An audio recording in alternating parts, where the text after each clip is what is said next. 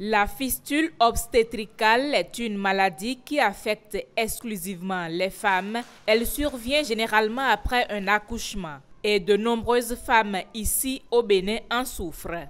Au Bénin, de janvier 2009 à mars 2018, 1345 cas de fistule obstétricale ont été dépistés, dont 1187 cas ont été réparés gratuitement dans les centres spécialisés en la matière.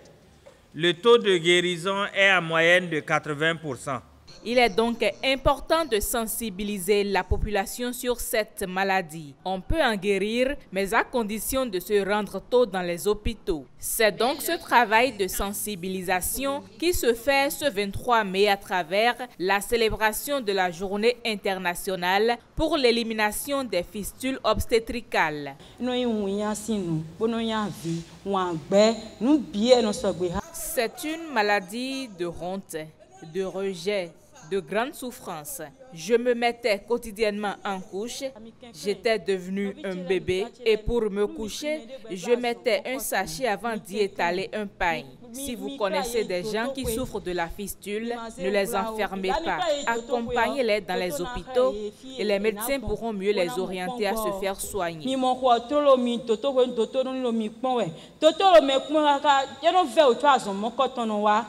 Aujourd'hui, Dame Marceline Aladassi est complètement guérie grâce à la prise en charge gratuite de la Fondation Claudine Talon. Prévention, réparation chirurgicale et réinsertion socio-économique, ce sont là les différentes actions de lutte contre la fistule obstétricale. Et toutes ces mesures sont rendues disponibles dans des centres de santé bien ciblés au Bénin. 4 hôpitaux prennent en charge les cas de fistule obstétricale. Il s'agit de l'hôpital de Tangueta, de Parakou, le CNHU et le CHU Mel, ancien maternité Lagune.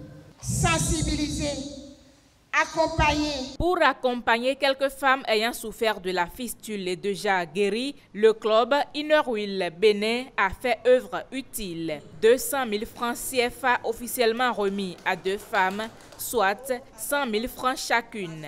Une manière de les aider à relancer leurs activités. Pour rappel, le thème de cette 6e édition est intitulé « Ne laissons personne de côté, engageons-nous dès maintenant à éliminer la fistule ».